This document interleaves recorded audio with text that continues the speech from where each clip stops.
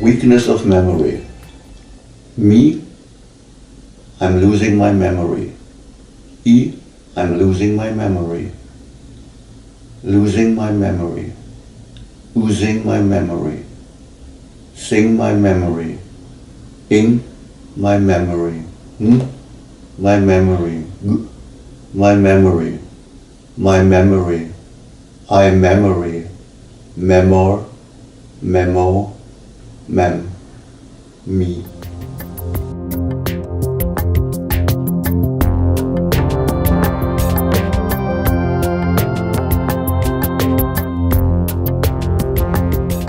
Yes, it's written by a friend of mine, Ariston Baton, or Ariston Baton.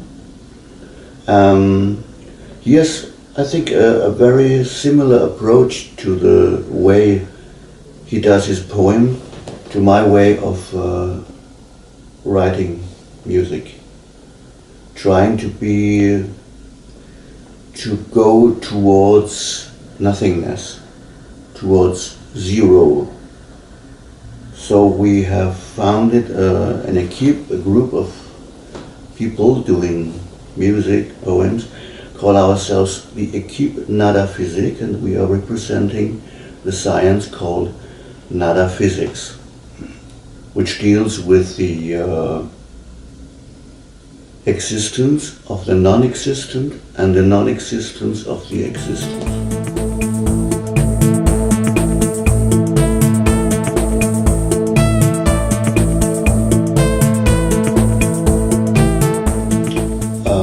Fred and Luna, they inspire me while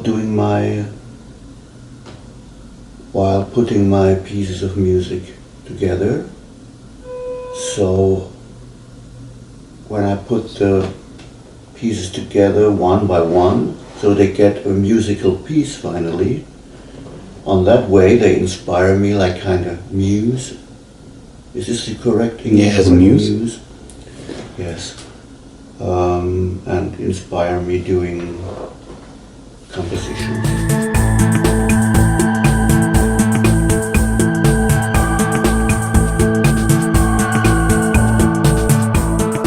It's a very long story. It will take a very long time to tell.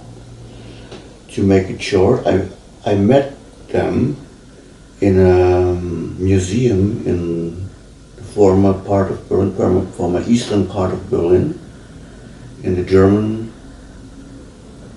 historical museum called the Deutsche Historische Museum. I took them on my way to everywhere I went to, and I finally landed in Karlsruhe, in the south of Germany, and they're still there. And then I met, I have them in my home, and then I met a couple of mannequins that were very similar in a boutique, in a fashion boutique, and I fell in love with them immediately, and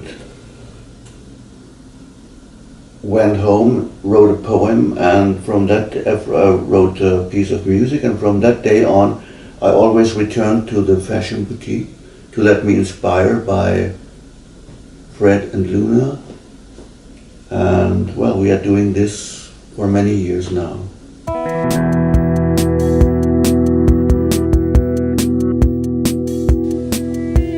My name is Sugar Ray Buckmiller.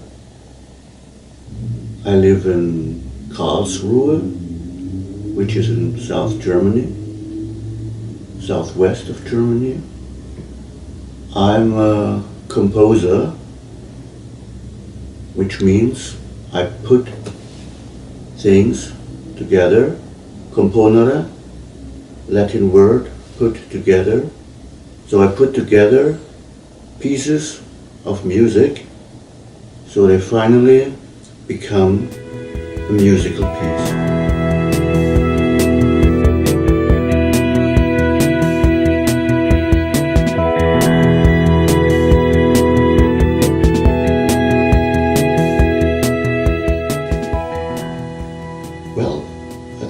was like 5 or 6 years ago when I first met a couple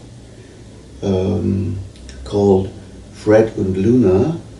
They are, I met them actually in a fashion boutique in Karlsruhe. They are two MONIKERs who cannot play music for themselves. They also cannot compose music. So when I fell in love with both of them, I suggested to compose music for them because I felt they were trying to express something but could not really. So because they cannot talk, they cannot play, they cannot move. So I had the idea to let myself by them, and then put these pieces of music together for them and for the world outside. Yes, that was my intention, and still is my intention, and will be.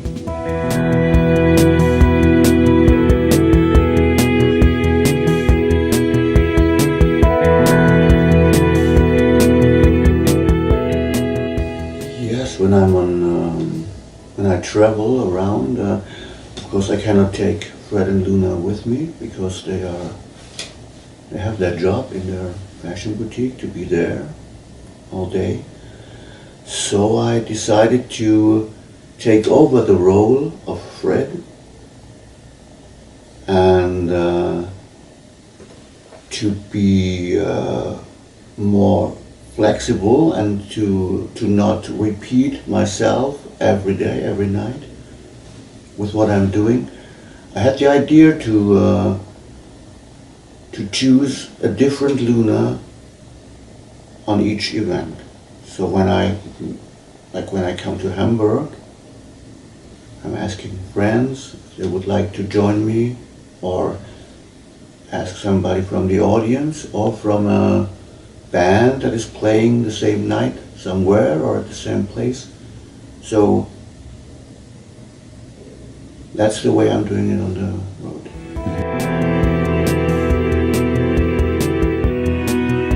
Yes, Luna has very different faces. She can be both, or can both have a masculine face or a feminine face or many faces. So up to now I had played with saxophone player, drummers, guitar player, flute, an opera singer, even a bagpipe player, a rapper, synthesizer players.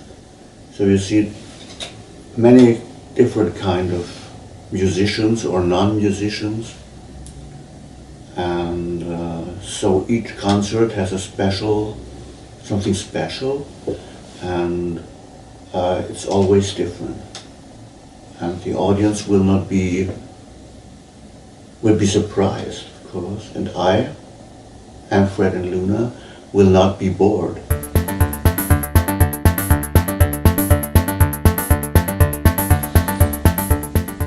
Well, I would say, no, not really. I'm not the kind of person who changes his face on purpose.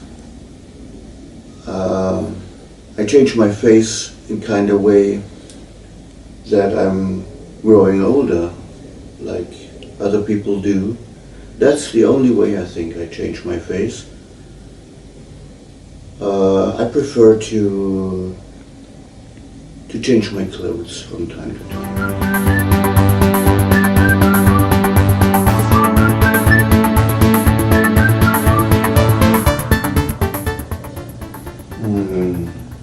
Lately I think I preferred playing in places where they produce wine. Good wine, which was in France, in a small village called La Rochette, which is very close to Vendôme, where I did a show course at the Bar Central, or Central Bar, and I think this is my favorite place to play in France, yes. And then I also like to play in places like Berlin, which have nothing to do with wine, or cities like Mannheim that have even less to do with wine. Then I had played in Hamburg quite a lot, which is also one of my favorite places to play. We are in Hamburg right now. I used to play at the Westwerk, which is a great location, very great location. Played at the Hafenbahnhof, at a place called Kotze. It's a communication center. It sounds a bit strange, but it's a very good place to play. And then I played in Nuremberg, Munich also, although I don't like beer too much, I prefer the wine. And then I played in Karlsruhe, of course, my hometown, which I love very much. And, well, one of my favorite places to play also is a little station in a small village called Bad Kötzting. It's near the Czech border, and they have a little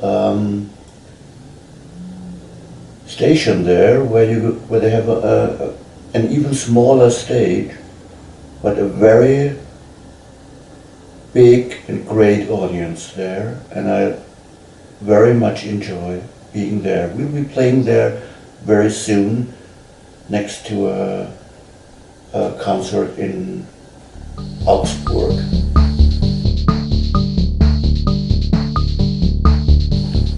Yes, in London.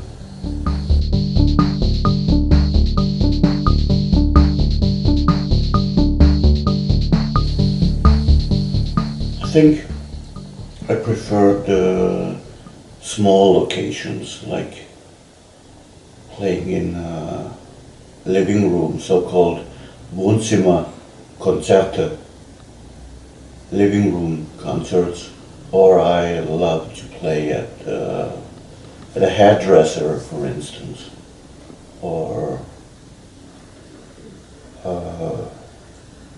in small bars, small clubs.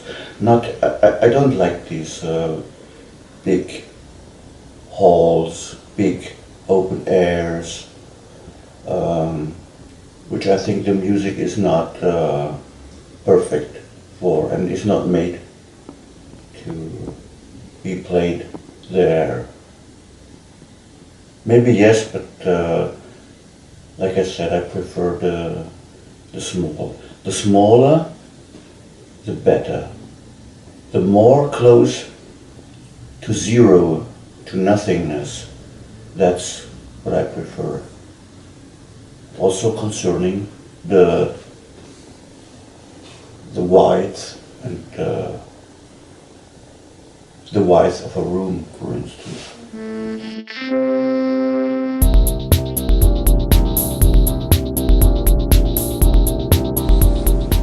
Yes, there's a science called nadaphysical, in English nadaphysics, in Chinese I think Wuliwu,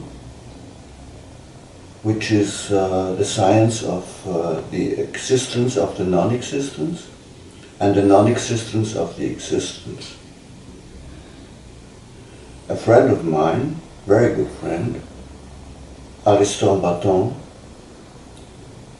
who is the inventor of the science, he also takes part on the Fred and Luna shows, when he is reading his nadaphysical poems.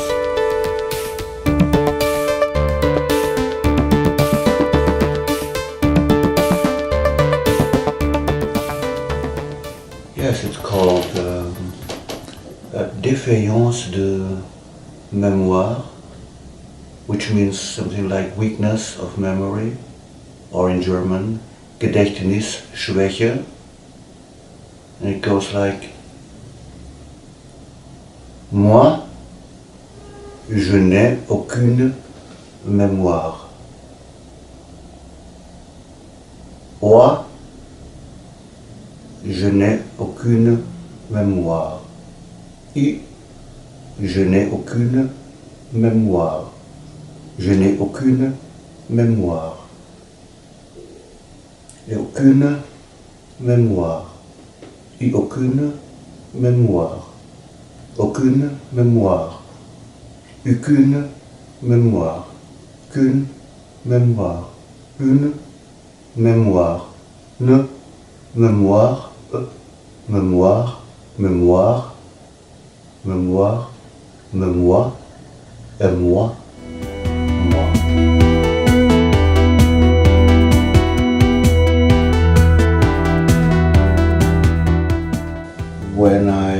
When I do my compositions, I try to spend not too many times on the composition. So to, let me say, a few seconds, minutes, trying to be very minimal in what I'm doing and very fast. So fast that maybe in few years I will be able to compose a piece of music in 0 seconds.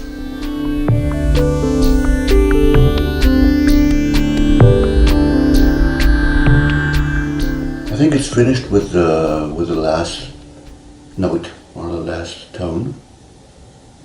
Yes, I start with one track maybe. I go to the end, then I don't change anything on this track, go back to another track, put another thing to it, like strings or whatever, and I go to the last tone, and I don't change anything. I never go back to correct things. When I do mistake while playing, do mistakes, I let them, just leave them, and so when I think it's time to stop, I stop. Yes.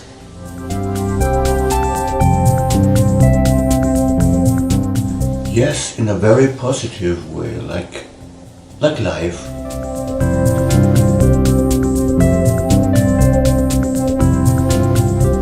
What is an artist? What do they say is an artist? Somebody who does art? What is art? I would not consider myself being an artist, because I think nobody is an artist. Keiner ist ein Künstler.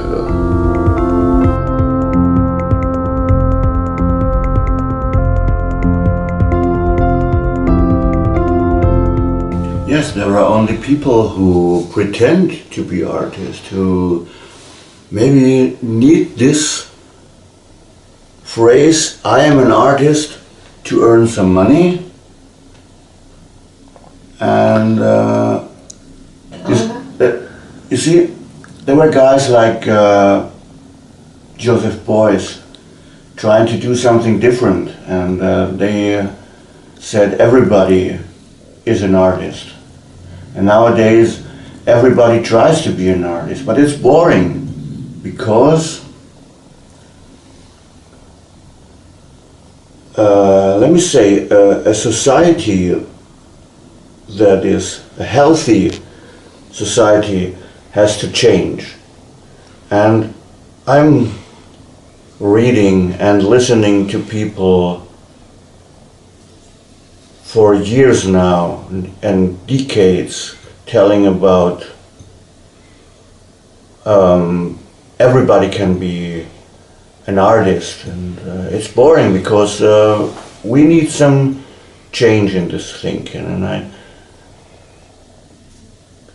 I think it's time to kill our idols.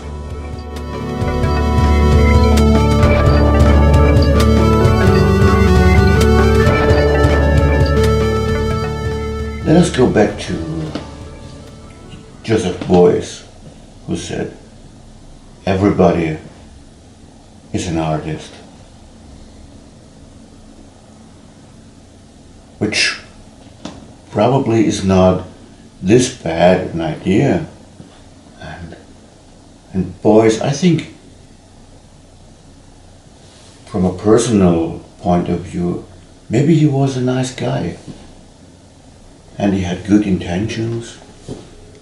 But, you know, for me, I just, at a certain point, I thought, why not think different a little bit and just do the opposite of what somebody proclaimed. And so I got to the idea to say, nobody is an artist. It's so simple.